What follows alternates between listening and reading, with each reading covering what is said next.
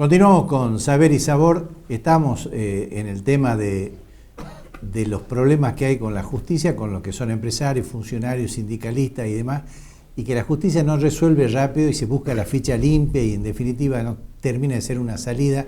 Bueno, Abel nos estaba explicando de que hay una salida y en el corte lo amplío un poco más, pero ahora volvemos al tema.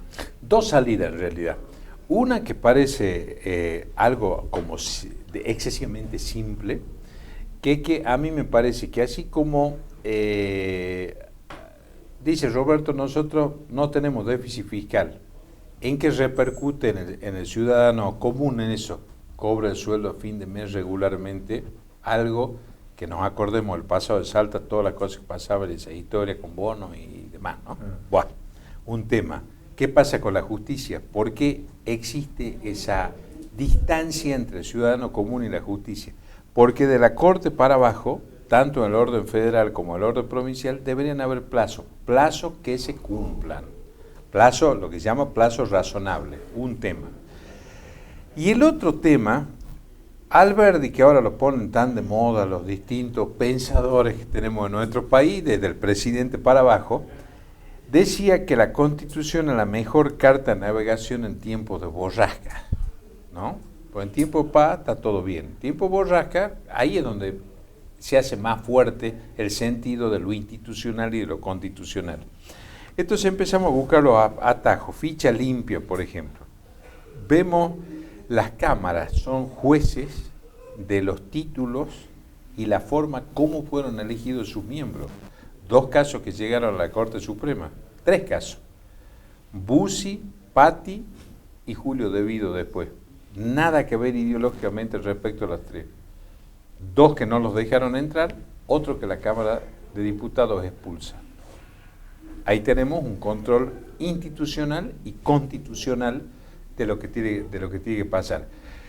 El tema de la ficha limpia, está muy bien que se discuta, todas las voces, todas, ¿no? Como la canción.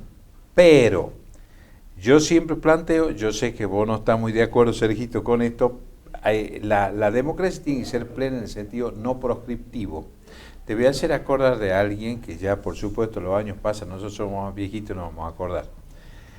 Durante el gobierno militar uruguayo se lo había proscripto a Wilson Ferreira Aldunate. Se normaliza la democracia uruguaya. Wilson Ferreira no lo dejaban desembarcar en Montevideo porque tenía 3 causas penales abiertas que se le habían abierto cuando él estaba en el exilio. No pudo ser candidato a presidente del Uruguay. Todas las encuestas le daban que iba a ser el ganador. Esto contado por alguien, un titán de la democracia como Julio María Sanguinetti, que él gana esas elecciones, ¿no? Y él dijo en un discurso con una enorme humildad: a mí me gustaría ser un presidente completo cuando no hayan proscripciones, ¿no?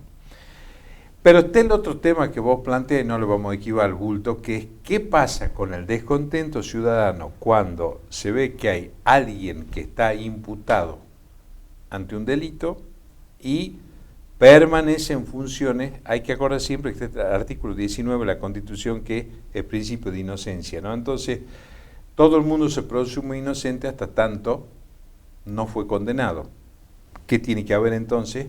Una sentencia más rápida, no condenatoria, si es que hay pruebas para absolverlo, y condenatoria si es que existen las pruebas suficientes. Pero entre el hecho y la sentencia, sin ir más lejos, vos sabés que yo nunca besé el cuerpo diplomático, ¿no? La acaban de condenar a Cristina Kirchner.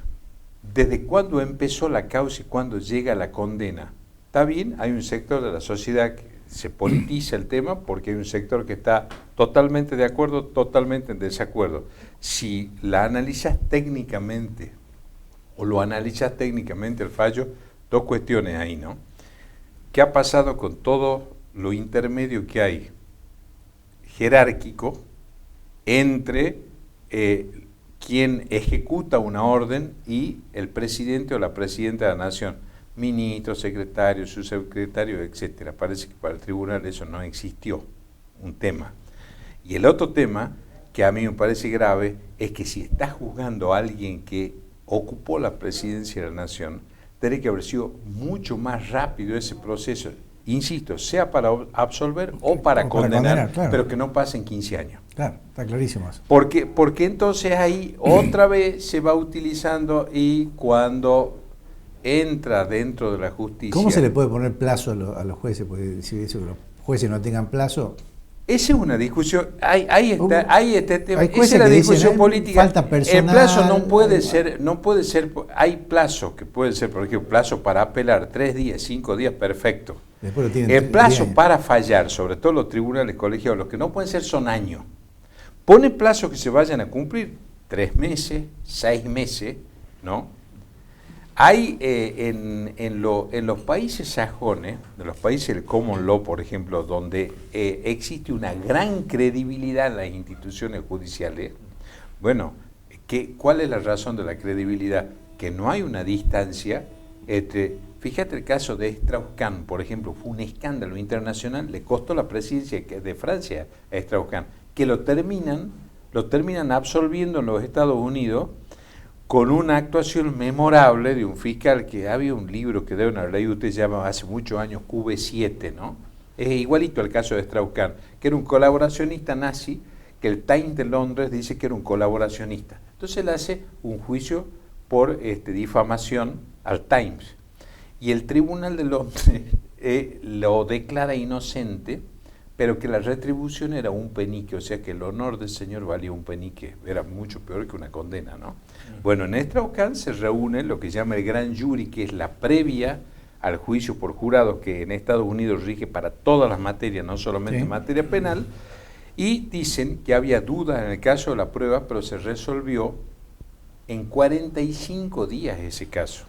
Un caso, ¿por qué? Por la relevancia internacional que tenía. Bueno, eso no hay duda que colaboraría a ver con claridad muchas enormemente, cosas, ¿no? Mirá, enormemente. Me lleva a esto a pensar el premio Nobel de Economía de ahora, ¿no? Ahí estamos.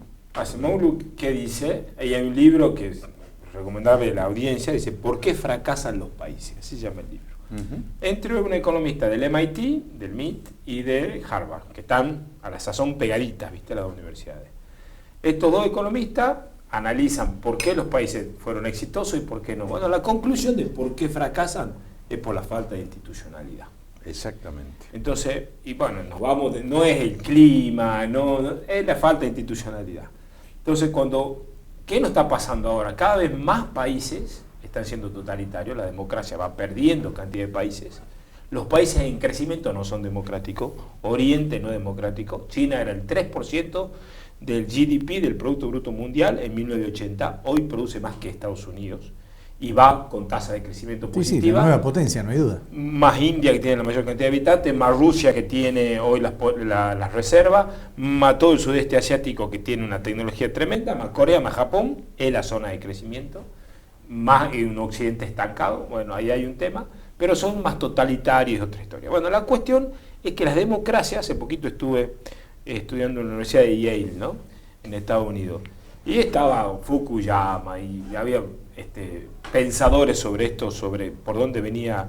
El tema es que la democracia empieza a crujir. Empieza a crujir porque nosotros empezamos a dejar de creer en las instituciones, porque hay una información, una desinformación, la posverdad, el manejo del público, etcétera, que llegaron a concluir, esto no es un fenómeno argentino, ¿no? Llegaron a concluir de que empezaban a dejar de creer en el Congreso, en la democracia, en el Ejecutivo, en la justicia, en los bomberos, en la policía, en la escuela. Entonces dejamos de creer en las instituciones y empiezan a crujir la democracia.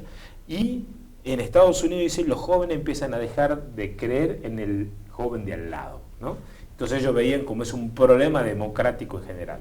Acá hace poquito estuve en la Universidad de Itela escuchando una investigación que hacían y ellos dicen, mirá, Argentina está muy polarizada, ya lo sabemos, y hacen un análisis sobre la polarización y cómo actúa. Mirá esto, dicen el Boca River, dice, se da más el amor a River que el odio a Boca, y al revés, el amor a Boca que el odio a River, es decir, cuando vos sos de Boca, te da más satisfacción que Boca salga campeón que pierda River, te da satisfacción que pierda River, pero mucha más alegría que gane Boca, ¿no? Punto. En la política es al revés. Paga mucho más el odio a la otra punta, y pusieron kirchnerista libertario, más el odio que el amor, que la propia idea. Entonces vale más que yo te hable a vos, yo soy por el libertario kirchnerista, te hable a vos que sos del mismo palo, insultando y odiando al otro, que contando la idea que tenemos propia. Entonces ellos dicen, va a venir una elección todavía más polarizada y más agresiva. Y dice, pará, y las personas que no queremos odiar no van a sacar voto. Excepto, dice, pero si somos más grises, porque por ahí nos gusta una idea de un lado o del otro, dice, bueno, un gris intenso quizás. ¿Y qué sería un gris intenso? Una persona muy parada, con mucho conocimiento técnico sobre un tema determinado, que puede ser uno o dos temas. Esa persona podría llegar. Pero por eso también paga más en la política insultar al otro que centrarse en una buena idea. Y es un tema para la democracia y a las instituciones, esto que vos lo marcabas. Sí, totalmente. Inclusive la decadencia que vos haces referencia de las instituciones empieza a partir de 1983 con la rotura de la institución de la maestra, por ejemplo. ¿Vos te acordás que en una época la maestra era un ser sagrado? Uno tenía la maestra, claro. era realmente alguien importantísimo. Nosotros decimos nuestra mamá maestra, ¿no? Claro, claro. Y se rompió la institución de la maestra, ¿no? Claro, la mía también. Y así después fue creciendo y se están rompiendo un montón de cosas entre las instituciones. Pero para no negarnos con las maestras, lo mismo con los policías, lo mismo con la iglesia, lo mismo con la justicia, lo mismo el policía vos lo tenías en los libros, en las revistas, ayudando a cruzar la calle de los ancianos. Si te pasa algo, acércate al policía. Ahora no, ahora hay una enorme degradación, que eso es uno de los fenómenos que trajo la globalización también, una degradación de los referentes sociales en cuanto a tales, ¿no? Se cambió el referente individual que tenía cierta ascendencia en un sector social por distintas formas modélicas globales que quien explique extraordinariamente eso es José Saramago, en un libro que se llama La Caverna, que es un pobre alfarero que resiste la construcción de un shopping al lado, ¿no? Entonces él tenía todo lo que era la cultura del alfarero portugués, casi centenaria, todo eso, contra la modernidad. Que en realidad las dos cosas son necesarias, claro, ¿no? Sí. Pero se va llevando una, se va llevando a la otra. Tengo que ir a un corte. Bueno, vamos a ver qué dicen nuestros anunciantes y ya volvemos.